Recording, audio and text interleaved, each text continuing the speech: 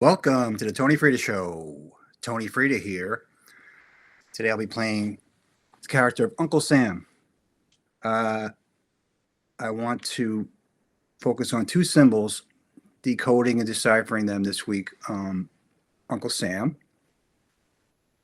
and the Liberty Bell. So let's start with Uncle Sam. Just a little side. I just want to say thank you to everybody for watching, and please press the little heart and share with your non-essential friends, because it's up to us, we the non-essential, to spread this information to the normies. And we love them. We want them to be informed, edified, and awakened. So please do that, and I really appreciate it. And so does Christine. So Uncle Sam, everybody knows this guy, right?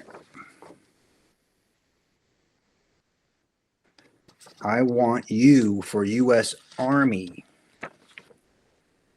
That was painted by James Montgomery Flagg, and he was tasked with other illustrators of the time who were really the biggest influencers of the day. And James Montgomery Flagg was one of them. And brilliant illustrator, but he did something evil in my estimation. Americans did not want to go to war in World War I. They didn't want to fight and die in Europe for a European war. So Edward Bernays, the nephew of Sigmund Freud and master of mass psychological persuasion, was enlisted to come up with ways to persuade Americans to go to this horrible war, which was in essence a mass human sacrifice on a global scale. It was a demonic ritual of mass death and unaliving and a blood sacrifice of millions and tens of millions of people. So for some reason, Americans didn't want to go. And they were called slackers, and they were hunted, literally hunted down by these anti-slacker raids until they acquiesced to go along with this brutal and bloody war for no purpose other than to satisfy the bloodlust of the demons who run the world. Anyway, he was working with old Eddie Bernays to come up with this image, which is a master stroke in mass manipulation using archetypes. It's just brilliant. I mean, from an evil perspective, to get people to go along with this horrific war, you had to be a pretty good persuader. And what a team. Eddie Bernays and the greatest illustrators in America. So it was a black mark on my profession, and I'm ashamed of these guys for going along with it, but they did, and they made history, unfortunately, because they were very effective in convincing Americans to go along. And this poster in particular is credited with changing American perception about the war, and because Bernays used the techniques of his uncle, Sigmund Freud, but he also used the work of Carl Jung, who was talking about archetypes and the power of archetypes to bypass rational thinking and to reach us on an emotional level. He knew this is about, you can't persuade them with the geopolitical strategy why we had to go into World War I. He had to reach them on an emotional level. So this team of James Montgomery Flagg and Edward Bernaysian mass persuasion, he called it the invisible government, were extremely effective, because this is the personification of America. This is America made into flesh. Now, he's no longer an abstract. It's very different than looking at the flag, right? That's an abstraction of America symbolically, but this is a personification of America. This is a very different thing. And Uncle Sam, right? He's avuncular. He's like a family member. He's familial. And he's the archetype of the father figure. Moses, God with the beard, stern and authoritative. And what is he doing? I want you. He's expressing desire. So it's the desire of a country personified through this archetype. And he's not asking you, he's commanding you. This is a command. He's pointing at you. You. Now you've established a personal relationship between America personified, anthropomorphized, and the viewer. And it's a very potent symbol because this becomes something really interesting, right? It's not you observing the propaganda. It's the propaganda observing you. Very important distinction. It's a miniature confrontation between authority and the individual. He doesn't say America needs you, America wants you. He goes, I want. He does say, I want you, I desire you. And what is he asking for? Is he asking for money or your time? No, it says, I want you for U.S. Army.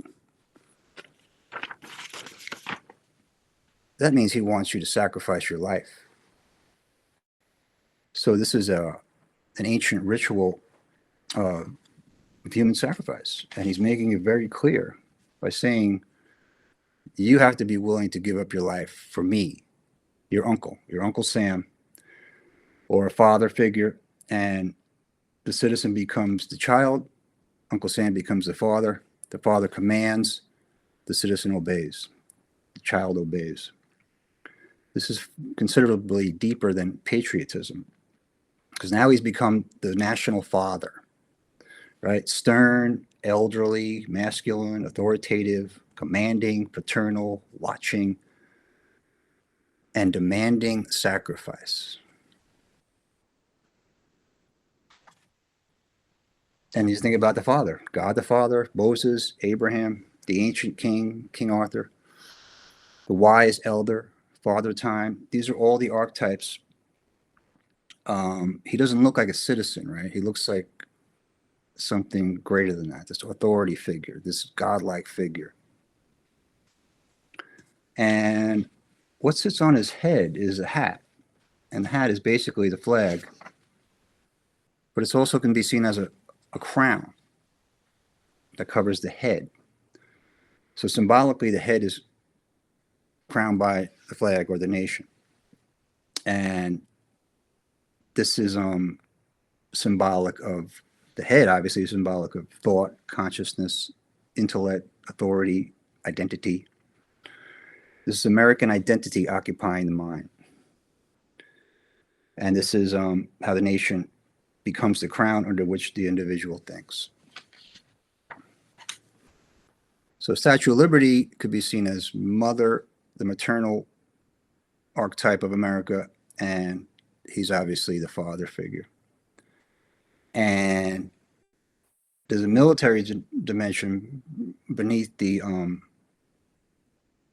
patriotic dimension, which is love your country, obey the state, and be willing to give up your life for Uncle Sam, because Uncle Sam loves you.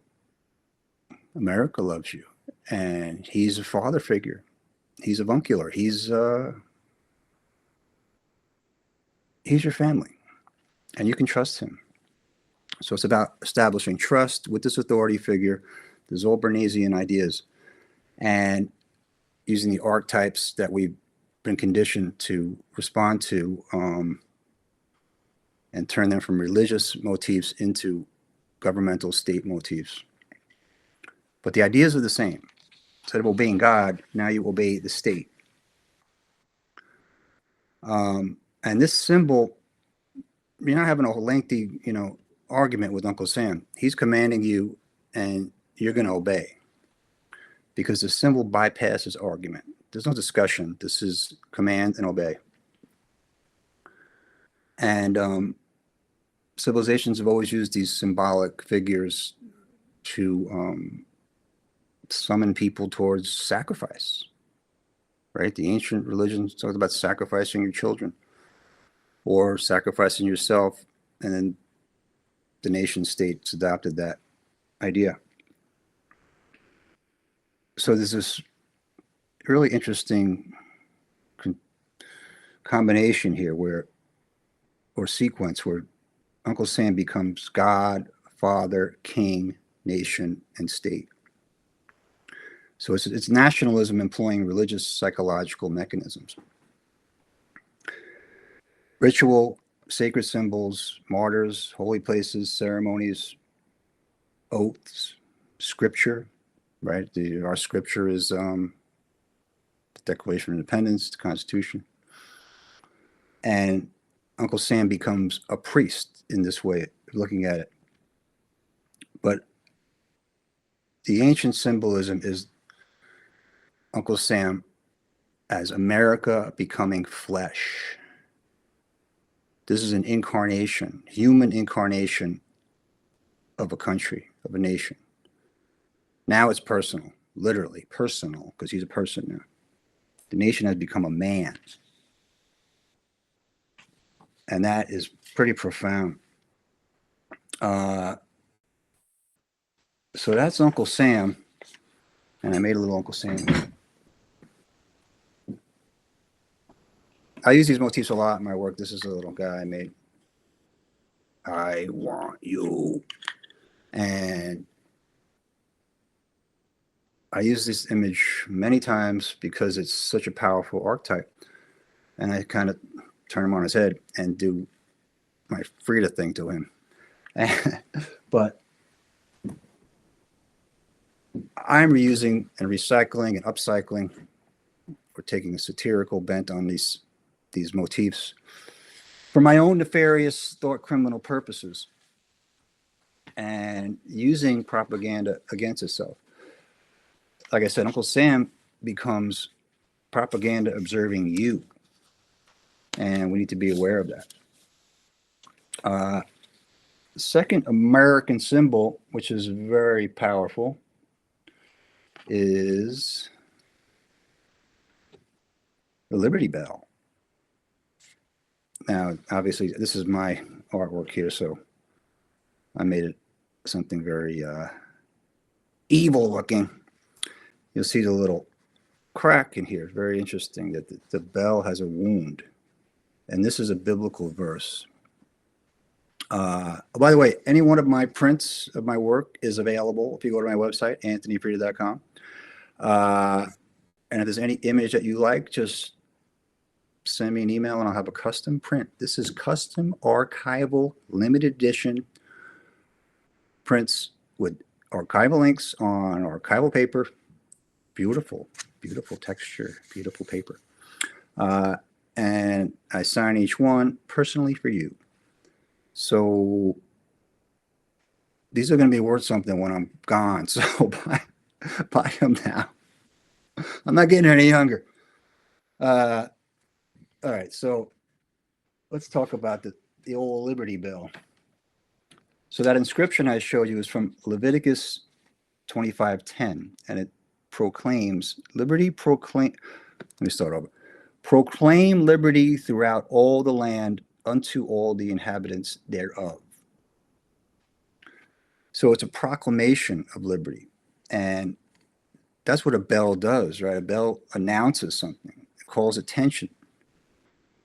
Again, this is a secular replacing the religious, right? They used to have the church bells. So there's a reason it's a bell.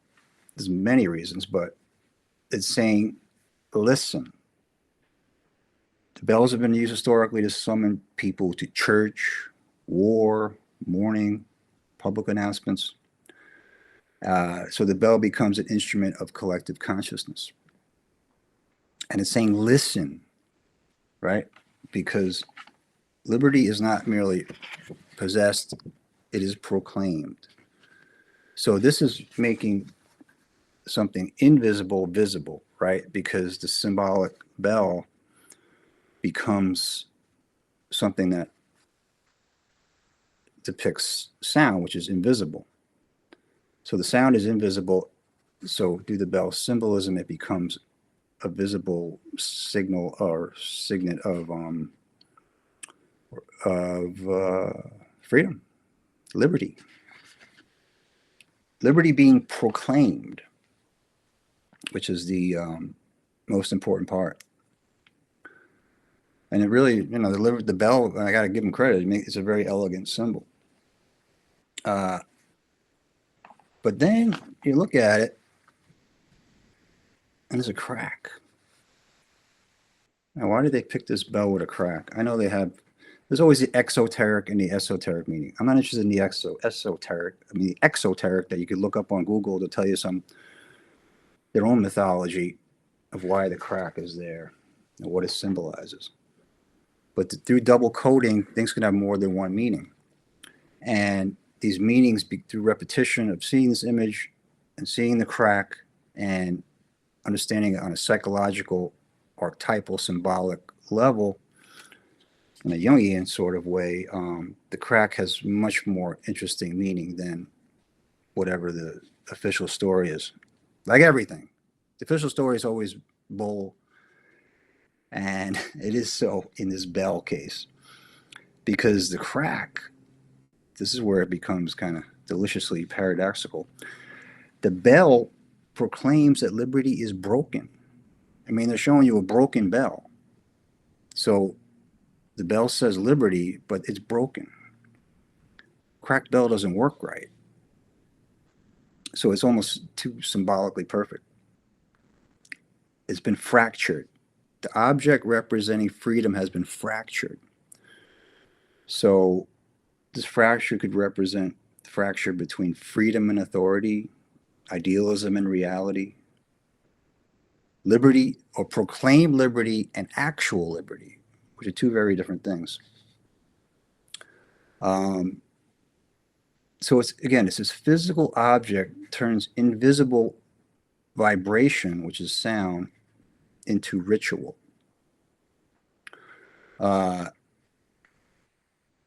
So it's just a really powerful symbol, and I use it in my work because I'm fascinated with the esoteric meaning of these symbols and how through repetition and ritual they become ingrained in our psyche and give us messages that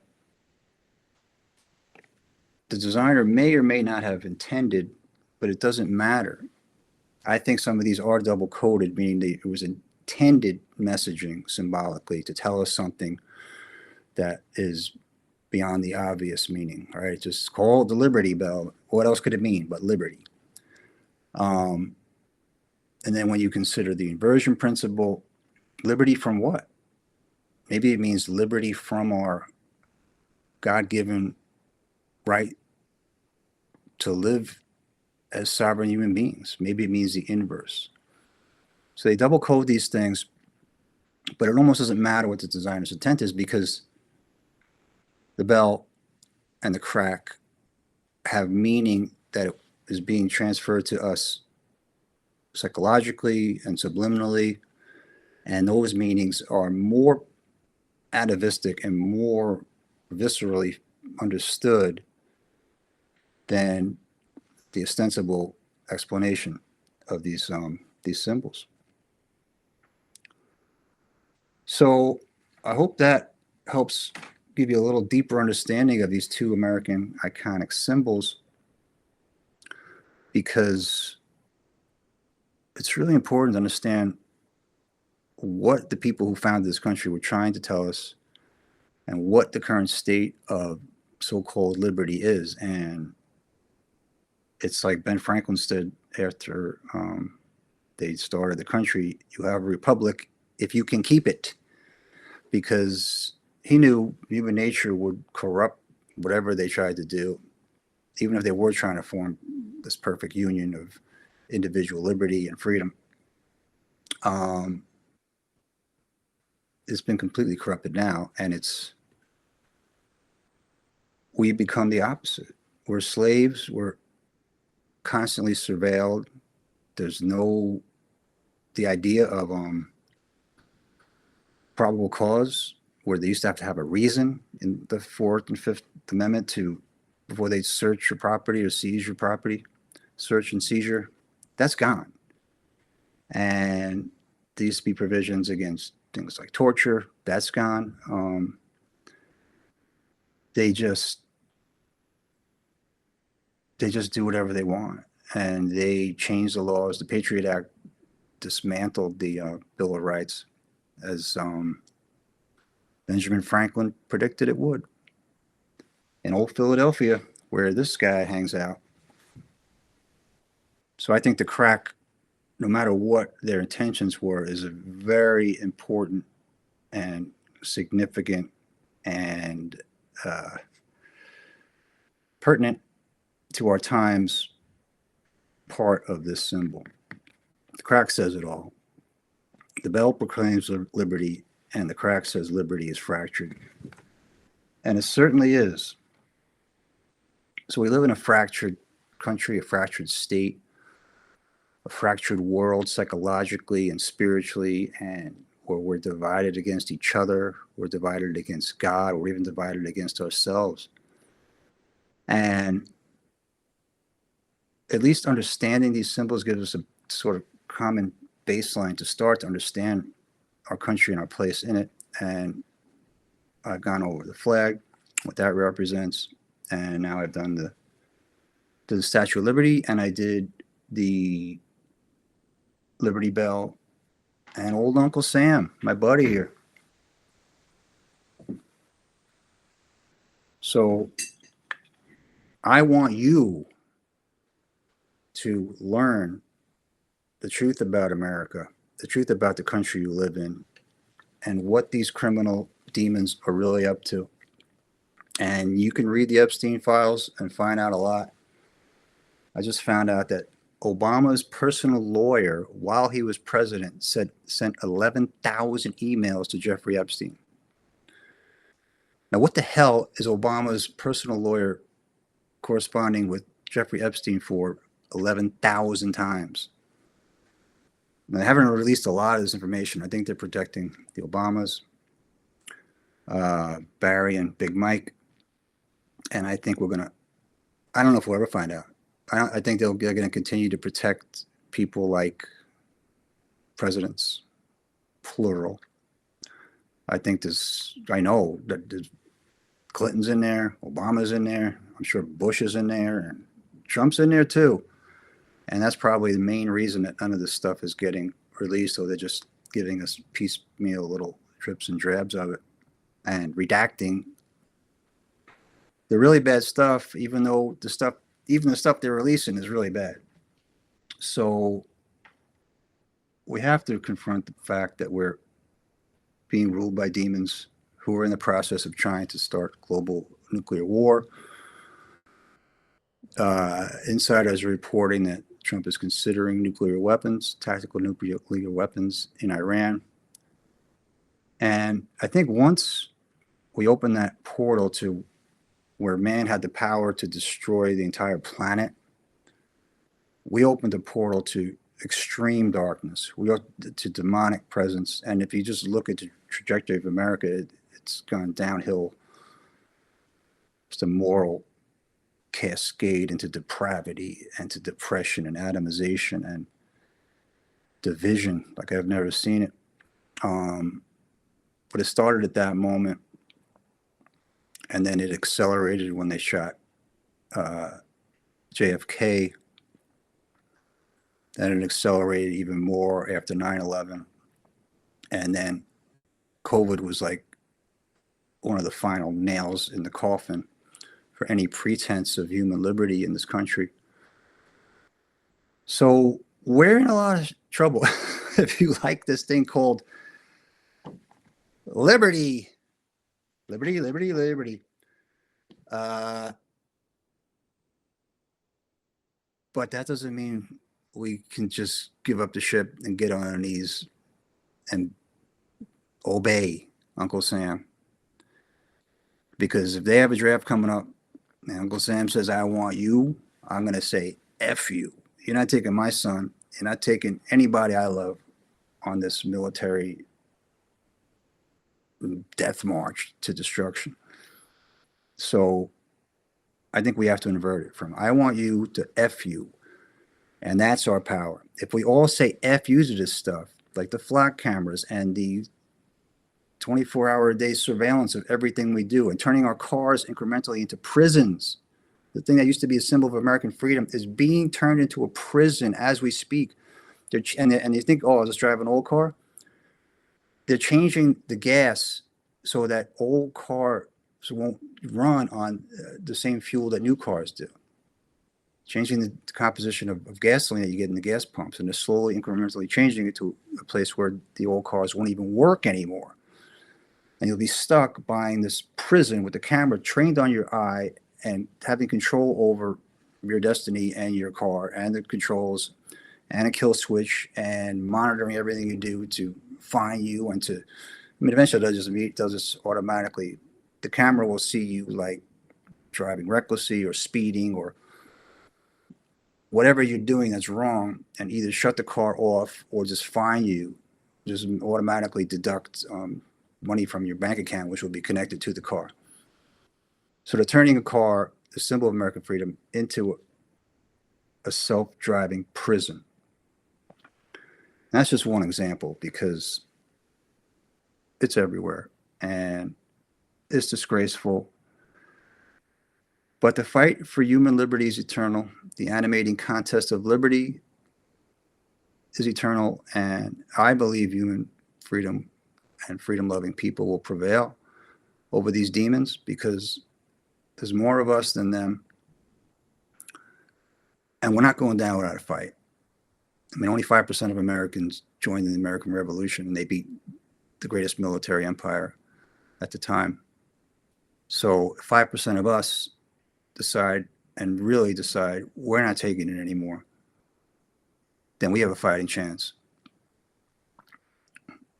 And I know Joe Biden said you can have your shotgun, we have F-15s, but civil disobedience is a powerful tool. If we don't acquiesce, we don't comply, and we say F you when they say I want you, I want to spy on you, I want all your data, I want you to go into this prison car, I want your son to be unalived in this war. With the draft, we just say F you. And what are they going to do? Arrest 100 million people? They can't do it. So that sort of disobedience is our only or our greatest tool and advantage. And it's coming high time that we use it. We stop complying, stop funding the empire and engine of our own destruction. We're financing all this stuff. We're paying for the wars and the paying for the surveillance, and we're paying for the invasion of our privacy. I mean, it's an FU to us on a historic scale. And they have the nerve to talk about America's land of the free. I mean, seriously, is there anybody dumb enough to believe that? I guess there is. Unfortunately, it's part of the problem, deliberately dumbing us down through the education system for the last 100 years. And they're doing a great job. So our job here, Tony Freda Show, is to edify you and entertain you and maybe just give you something to think about. And ways to think about things in different ways, on a deeper level, an esoteric level. So thanks again for tuning in. And next week, you don't want to miss it, the great and powerful C.J. Hopkins will be here. Well, he'll be in Germany, but I'll be here interviewing him for another episode of Thought Crime Thursday. If it's Thursday, it's Thought Crimes. So until then, God bless America.